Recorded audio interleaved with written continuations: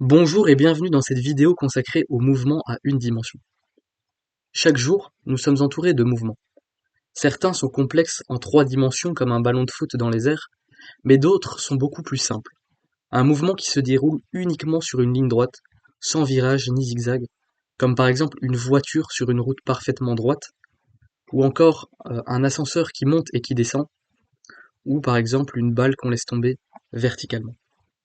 C'est ce qu'on appelle un mouvement à une dimension ou mouvement rectiligne. Dans cette vidéo, on va apprendre à décrire ce type de mouvement de manière scientifique, sans encore se demander pourquoi il se produit. Autrement dit, on va faire de la cinématique. C'est-à-dire qu'on décrit le mouvement en termes de position, vitesse et accélération.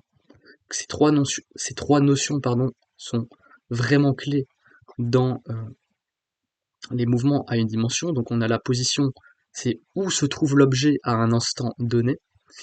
La vitesse, donc à quelle vitesse et dans quelle direction cet objet se déplace. Et l'accélération, c'est comment cette vitesse est modifiée au cours du temps. Et on va aborder ces 3 notions clés plus en détail dans la suite de cette vidéo. Alors pourquoi c'est important? Car c'est vraiment la fondation pour comprendre ensuite le mouvement en 2 dimensions et aussi indispensable pour maîtriser les 3 lois de Newton qui sont abordées en détail dans d'autres vidéos de la chaîne.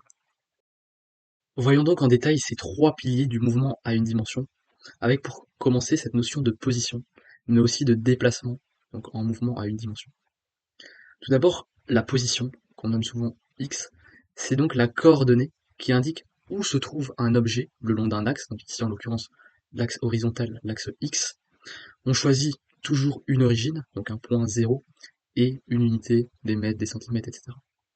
La position peut être positive, donc selon on se trouve bien à droite de l'origine sur cet axe, ou à gauche pour les positions négatives. Le déplacement, c'est un delta, donc on nomme delta x si on travaille sur l'axe x, qui est défini comme étant la différence entre la position finale et la position initiale. Donc le déplacement, c'est en quelque sorte une longueur, donc c'est l'espace entre 2 points, un point initial et un point final. Tandis que la position, c'est uniquement un point à un instant donné. Donc la différence importante ici, c'est que le déplacement prend en compte la direction, c'est une grandeur vectorielle, tandis que la distance, elle, est toujours positive, c'est une grandeur scalaire. Donc ne pas confondre déplacement avec distance, dans le sens où donc le déplacement c'est une quantité vectorielle donc qui implique une direction, et la distance c'est uniquement un nombre donc qui est toujours positif et une grandeur scalaire. Ici on a un bref exemple de ce qu'est le déplacement. Donc on a une personne dont la position initiale est située par rapport à l'origine ici à 1,5 m, ce sera notre xi, notre position initiale, et cette personne se déplace pour arriver à une position finale, xf, de 3,5 m. Donc le déplacement, le delta x, sera donc xf moins xi, ou ici x0. Donc on fait 3,5 m la position finale, moins 1,5 m la position initiale, ce qui nous donne donc un déplacement ici positif de 2 mètres. Pour ce qui est de la deuxième notion clé des mouvements à une dimension, donc la vitesse, qui décrit la rapidité et le sens du mouvement d'un objet en fonction du temps, donc elle peut être soit moyenne, soit instantanée. Donc la vitesse moyenne, elle est calculée sur un intervalle de temps, tandis que la vitesse instantanée, elle est, c'est la vitesse, donc à un instant précis, à un instant donné. Pour ce qui est de la formule de la vitesse moyenne, c'est tout simplement le rapport entre le déplacement, entre une variation d'espace, delta x, et une variation de temps, delta t. Donc le déplacement delta x, on vient de le voir, c'est la différence entre la position finale et la position initiale, et donc l'intervalle de temps sera le temps final moins le temps initial.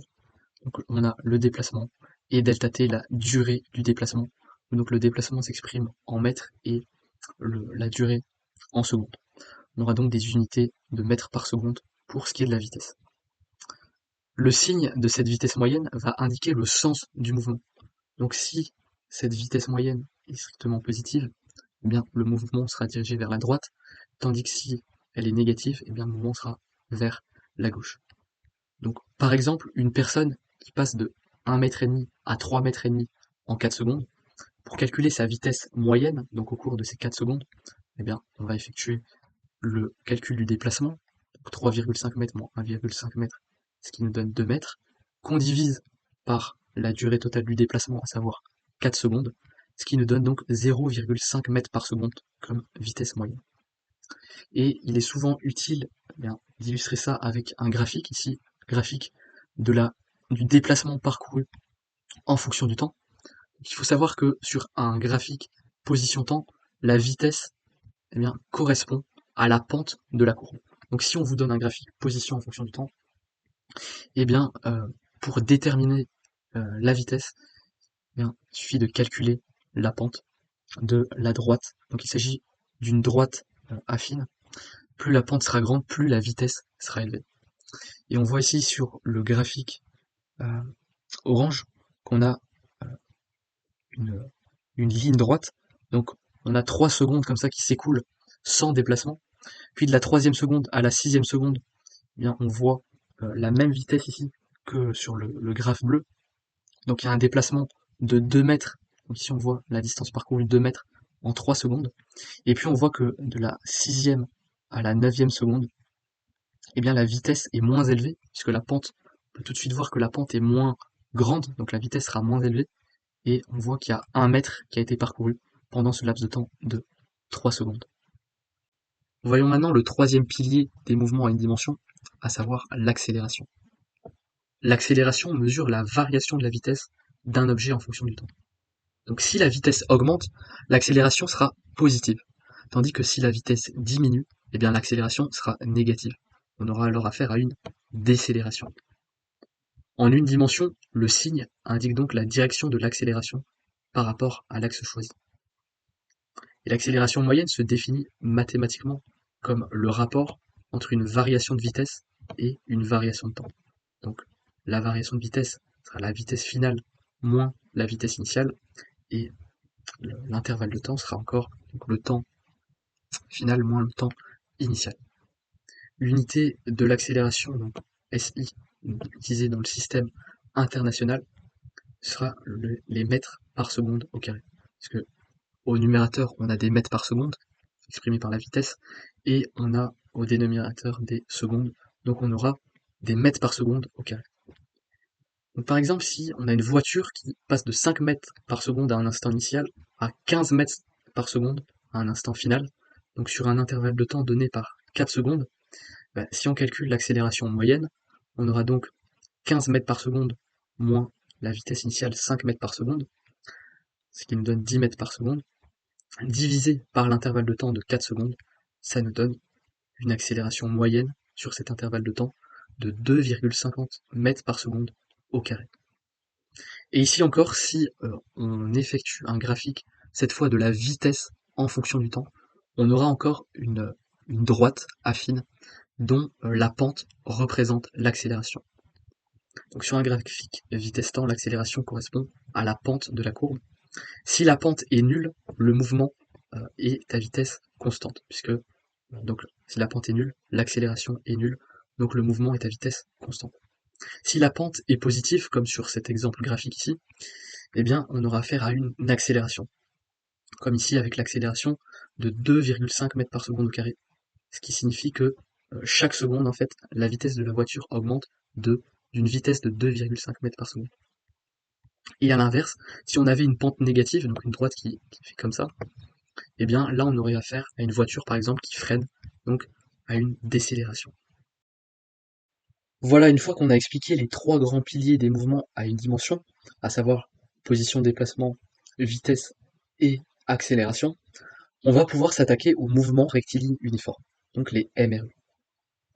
Le MRU est un mouvement en une seule dimension, sur une ligne droite, où la vitesse est constante au cours du temps. Donc autrement dit, la vitesse V ne change pas, il n'y a pas d'accélération, donc l'accélération est nulle. L'équation fondamentale du MRU est exprimée dans l'encadré juste ici, et nous dit que x de t est égal à x0 plus v fois t. Donc x de t, c'est la position à l'instant t, x0, c'est la position initiale, pardon, donc la position à l'instant t égale 0. V, c'est la vitesse qui sera toujours constante dans un MRU. Et t, c'est le temps écoulé, toujours exprimé en secondes.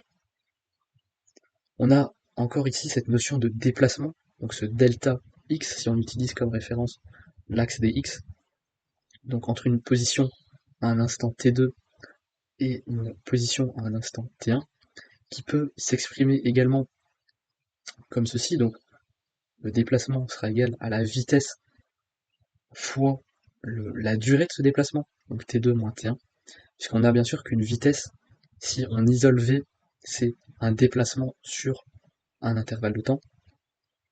Donc on aura ici que la vitesse moyenne est égale à la vitesse instantanée, puisque dans les MRU, donc cette vitesse elle est toujours constante, et l'accélération ici, donc dv sur dt, sera toujours égale à 0. Pour résoudre des exercices de MRU, ce qui est toujours utile, c'est d'utiliser des graphiques qui nous donnent une intuition visuelle. Ici, on a donc représenté les trois graphiques, la position en fonction du temps, la vitesse en fonction du temps et l'accélération en fonction du temps.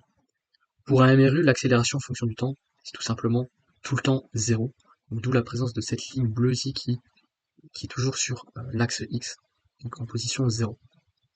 Pour la vitesse en fonction du temps, donc on a toujours une vitesse qui est constante, d'où cette ligne droite, donc sans pente, la pente est nulle. Et il faut savoir que donc sur ce graphique V de t, vitesse en fonction du temps, l'air sous la courbe entre un instant t1 et un instant t2 est en fait égal au déplacement. Et enfin, donc la position en fonction du temps sera toujours représentée pour un MRU comme une droite affine dont la pente représente la vitesse. Voyons quelques petits exemples ici, avec par exemple une voiture qui roule à 20 mètres par seconde pendant une durée de 10 secondes. On cherche à calculer le déplacement. Le déplacement sera tout simplement v fois t, la vitesse fois la durée du déplacement. Donc 20 mètres par seconde fois 10 secondes, ce qui nous donne un déplacement de 200 mètres. Ici, on a une voiture qui roule à 54 km/h pendant 20 minutes. C'est des unités qui nous embêtent un petit peu. Il suffira de les convertir pour la vitesse en mètres par seconde et pour la durée en secondes, qui sont les unités du système international. Après conversion de la vitesse, on trouve 15 mètres par seconde. Et pour ce qui est de la durée, qu'on aura 20 minutes, qui sera égal à 1200 secondes. Et on effectue encore la formule delta x égale v fois t, donc 15 mètres par seconde fois 1200 secondes, ce qui nous donne dans les unités du système international 18 000 mètres, ou encore donc un déplacement de 18 km. On peut également nous donner des vitesses négatives, ça signifie que le déplacement se fait vers la gauche, donc une personne recule à vitesse moins 1,5 mètres par seconde, donc le moins signifie qu'on se déplace vers l'arrière ou vers la gauche, enfin c'est en fonction de l'origine qu'on choisit en fait, pendant une durée, donc la durée bien sûr c'est toujours positif, de 8 secondes. Donc le déplacement ici ce sera de moins 1,5 mètres par seconde fois 8 secondes, donc de moins 12 mètres. Donc en fait cela signifie que la voiture, la personne ici dans ce cas-ci, aura reculé de 12 mètres, puisqu'on a ce signe négatif. Voilà, maintenant qu'on a expliqué ce qu'était le MRU, voyons ce qu'est le MRU1, à savoir le mouvement rectiligne uniformément accéléré. Le MRUA est toujours un mouvement en une seule dimension, donc sur une ligne droite, où cette fois l'accélération est constante au cours du temps, donc non nulle en général. Bien sûr, si l'accélération est nulle, on peut dire que l'accélération est constante, mais ici on va considérer en général qu'elle sera non nulle. Donc autrement dit, la vitesse va changer de manière linéaire avec le temps. Donc, tout à l'heure pour le MRU, c'était un mouvement à vitesse constante. Ici, pour le MRUA, ce sera un mouvement à accélération constante. Donc ici, quelques hypothèses. Donc le mouvement est sur une droite, on va généralement choisir l'axe X. L'accélération A est constante. Et les quantités usuelles, donc on aura toujours la position en fonction du temps, x de t, la vitesse en fonction du temps, v de t, et l'accélération A qui sera constante. Donc peu importe le temps peu importe l'instant, eh bien, sera toujours la même accélération. Accélération moyenne et instantanée vont ici se confondre. Les équations fondamentales maintenant du MRUA, donc si on pose que x0 et v0 sont respectivement la position initiale et la vitesse initiale, donc à l'instant t égale 0, on aura pour la formule de la vitesse en fonction du temps, v de t est égal à v0 plus a fois t.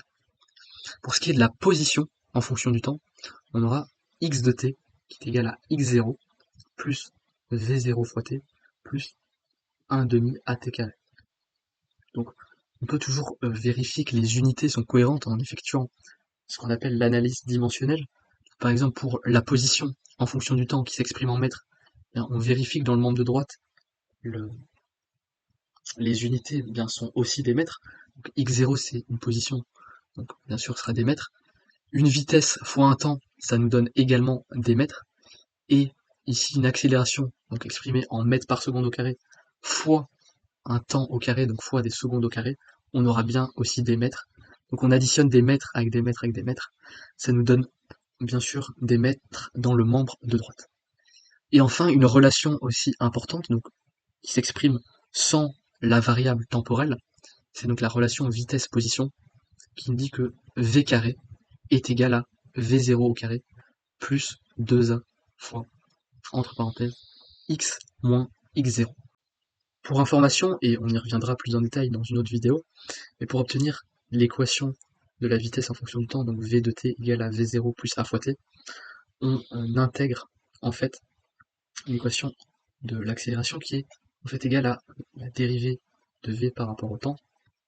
Et pareil pour l'équation de la position ici x de t qui est égale à x0 plus v0 fois t plus 1 demi à t carré. Ça se fait via aussi intégration de la vitesse qui est définie comme étant la dérivée de x par rapport à t.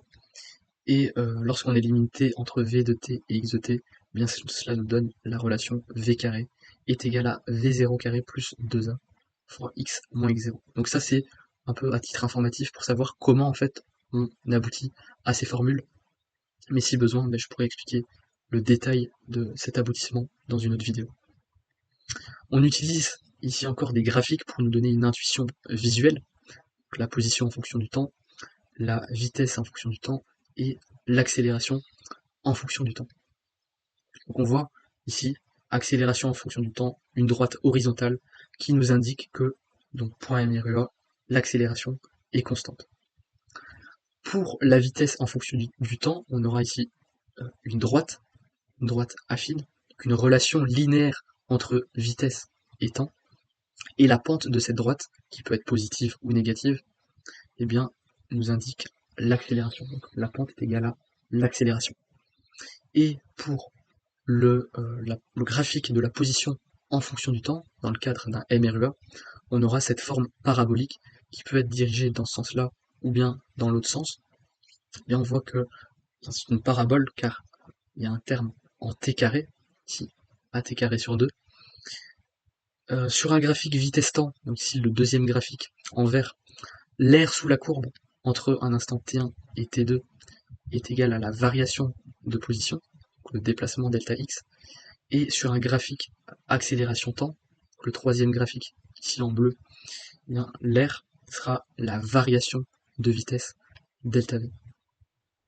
Pour ce qui est des conventions de signes, donc choisir un sens positif, droite positive par exemple, si l'accélération est positive et la vitesse positive, eh bien la vitesse augmente dans le sens positif. Si l'accélération est négative et la vitesse toujours positive, eh bien on aura une décélération, donc un ralentissement dans le sens positif.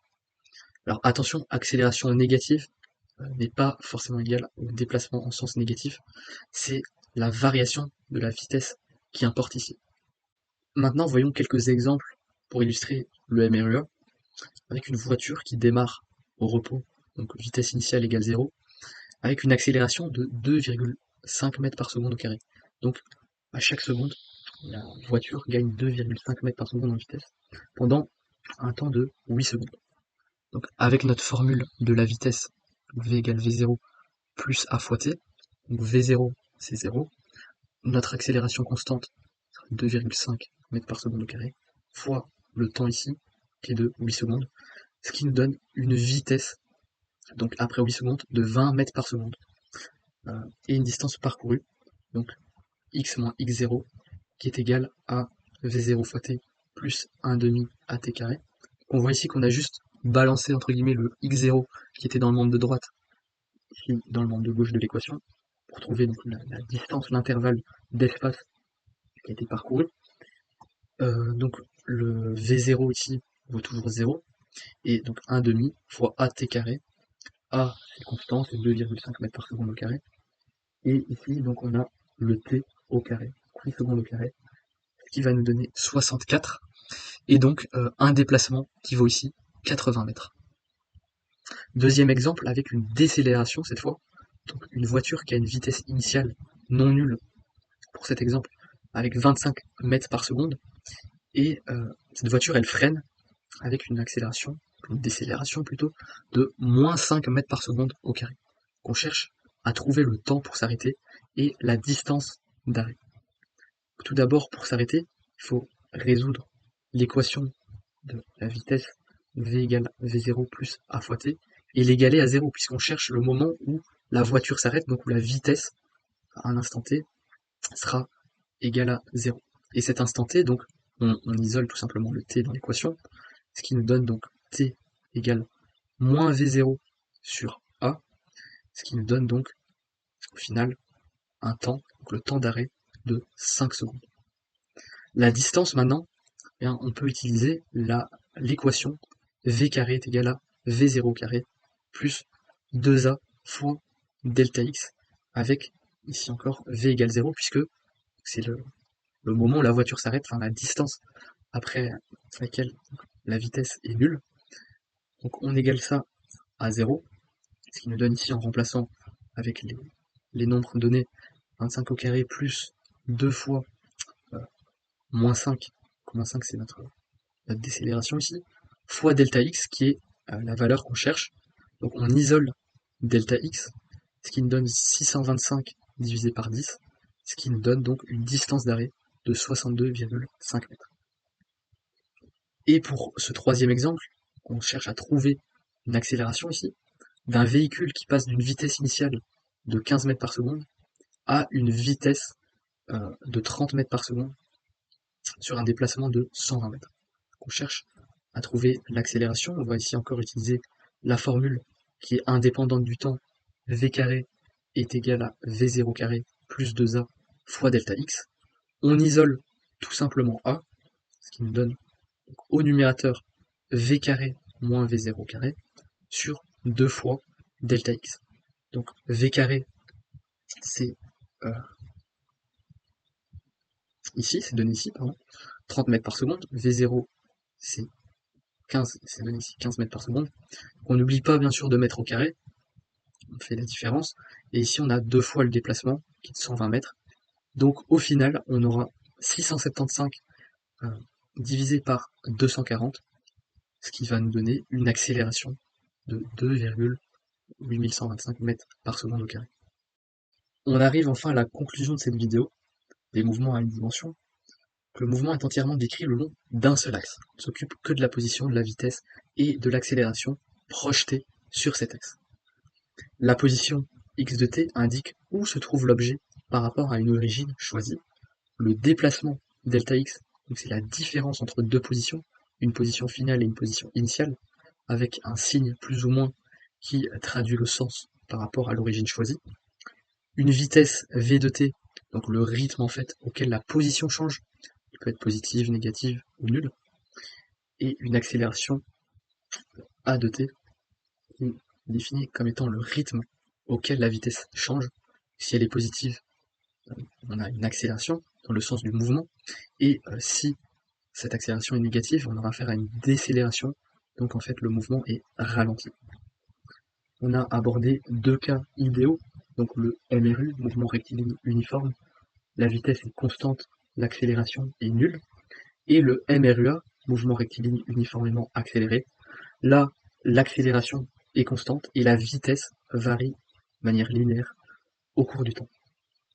Donc, une fois l'axe choisi et les équations écrites, on peut prédire passé, présent, futur d'un mouvement en résolvant les formules correspondantes qui sont résumées dans le tableau juste ici. Donc, je vous laisse mettre sur pause sur la vidéo si vous voulez en prendre note. C'est ici que s'achève cette vidéo. Si elle t'a plu, n'hésite pas à liker, n'hésite pas à t'abonner également, à lâcher un petit commentaire, et à très vite pour une prochaine vidéo.